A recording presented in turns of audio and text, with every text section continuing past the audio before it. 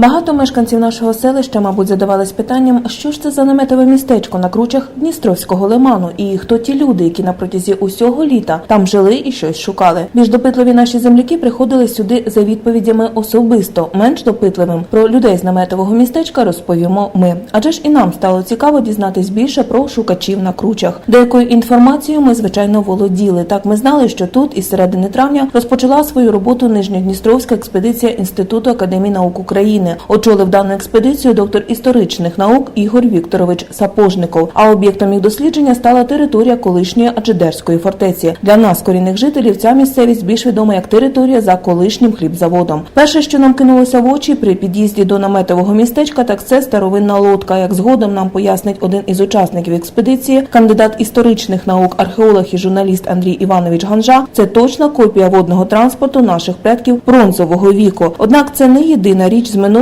яку можна тут побачити. Більша частина вже знайдених експонатів розміщена в польовому музеї, який, до речі, є досить унікальним і аналогів йому в Україні точно немає. Унікальність даного музею в тому, що, по-перше, він під відкритим небом, по-друге, експонати в ньому ще вранці могли бути у землі, а в обід вони вже під музейною вітриною. Доторкнутися до історії нашого краю можуть усі бажаючі. Відтак до неї вже доторкнулося чимало як місцевих мешканців, так і гостей нашого селища. Свої враження та побажання відвідувачі музею залишили в книзі відгуків. Всі вони позитивні, а це означає лише одне, що розпочата нами справа не даремна, зауважує в бесіді з нами начальник Нижньодністровської експедиції Ігор Вікторович Сапожников. Осуществляется этот проект Академии наук Украины, в частности,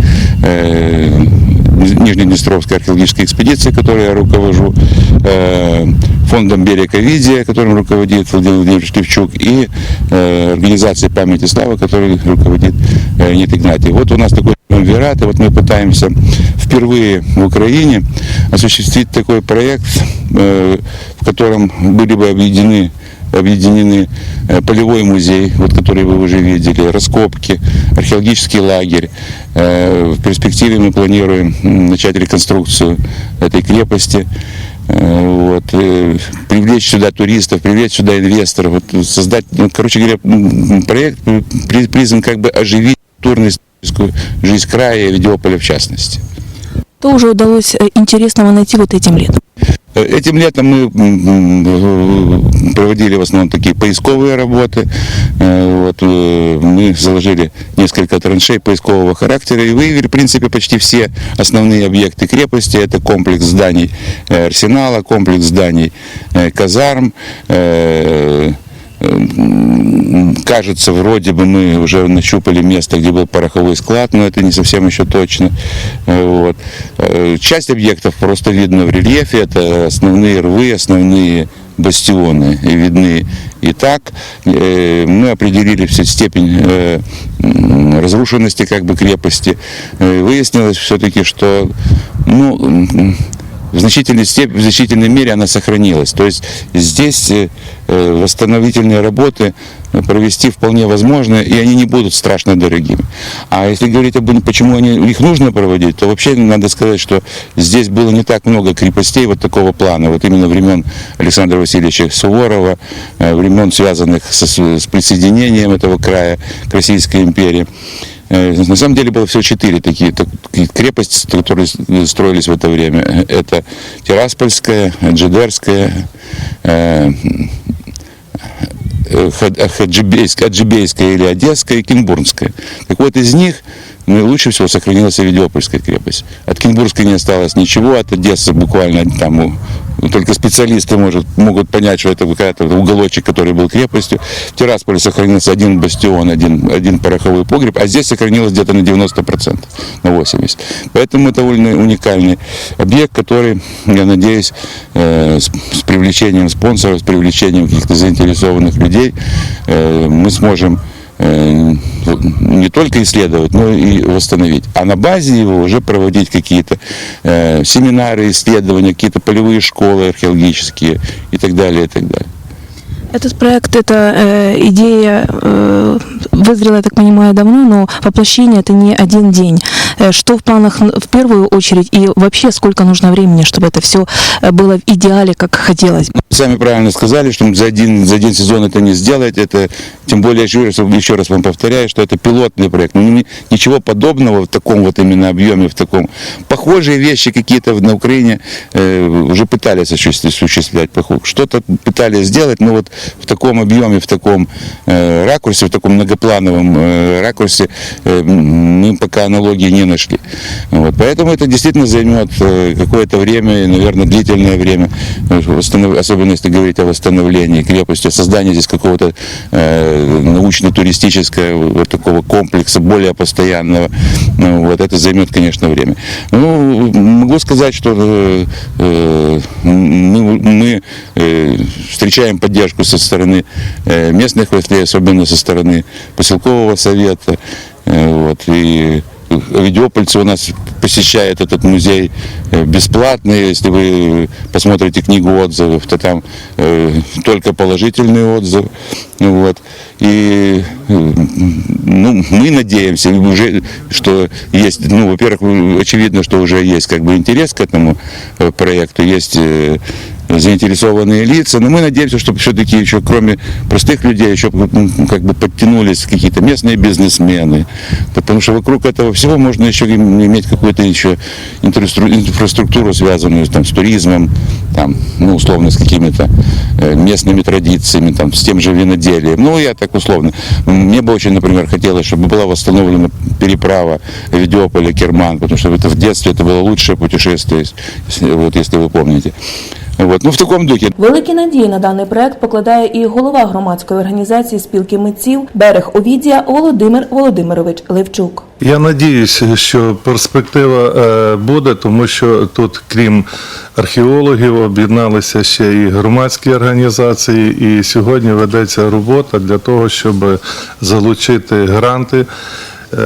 Це дасть можливість і фінансову сторону вирішити. І сьогодні ми працюємо з обласним управлінням по захисту пам'яток історії, культури, з тим, щоб з першого дня ми все це виконували згідно нашого діючого законодавства, і щоб цей пам'ятник дійсно став не тільки окрасою Овідіополя, але і місцем, куди могли приїжджати і туристи, і діти. Одним словом, планів багато, тому що крім самого пам'ятника ми збираємось тут створити музей копій моделей старовинних кораблів.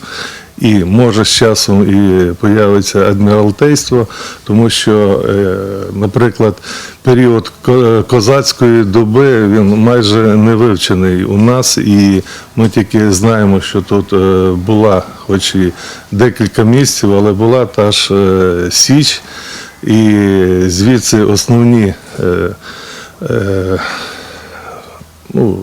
основна частина козаків була переселена на Дон. Тобто тут багато є тем, які потрібно ще досліджувати і робити їх відомими. Тому ми плануємо залучати і фахівців, і в цій галузі вже, бачите, вже підтягуються і історики, і я впевнений, що з часом це зрозуміло не одного дня, тому що Ніконій розкопують більше 50 років.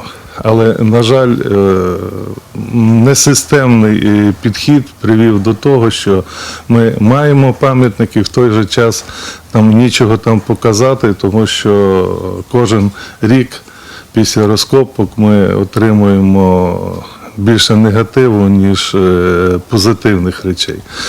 Тут ми надіємось, що вдасться все-таки зберегти і відкрити ті пам'ятки, які знаходяться на території фортеці і біля неї. Тому що тут є не тільки середньовіччя, але і античний період історії нашого краю. Тому я думаю, це буде цікаво з всіх точок зору. Говорячи про Аджидерську фортецю, мабуть, було б неправильним не згадати її історичне минуле. Збудована вона була в 1793-1794 роках для захисту лівого берега Дністра, що перейшов до Російської імперії від турок, за якими залишався правий берег з міцними фортецями Акерман і Бендери. Під час будівництва фортеці вояки розкопали кілька курганів з грецькими похованнями, що дало привід для назви самого Відьополя, оскільки помилково вважали, що в одній із гробниць віднайдено могилу давньоримського поета Овідія. Незважаючи на те, що сама фортеця ніколи не була задіяна у військових діях, її вали і будівлі проіснували майже до середини 19 століття. З історією фортеці пов'язані імена Олександра Васильовича Суворова, Франца Павловича Девалана, Йосипа Михайловича Дерібаса та багатьох інших видатних людей. Протягом 1803-1805 років у фортеці містилися німці, які прибули на поселення до колонії Лібентальського округу. На 1835 рік у ній ще були будинки коменданта, кухні, прислуги, а також флігель, казарми, гауптвахта, порохові склади та піч для виготовлення цегли. 2 роки по тому німець Коль застав уже руїни фортеці, обнесеної земляними валами. Всередині стояло ще кілька будинків без даху. Тут перебували 15 козаків з Овідіопольської митної застави. В 1848 року фортецю виставили на торги. Придбав її одеський купець Олександр Доменіко. Так закінчилася недовга історія цього історичного об'єкта. І ось зараз Аджидерська фортеця має шанс на відродження. Шлях від теорії до практики буде довгим, проте ініціатори даного проекту це добре усвідомлюють і до нього готові. На зиму це все консервується. Да, все буде законсервовано. Ну, ще десь вересень попрацюють, потім буде законсервовано. Ми надіємося, що місцева влада, селищна рада нас підтримує і дасть цю землю в оренду. І тоді у нас буде вже повне право тут працювати, створювати проєкт, науковий проєкт розвитку цієї території.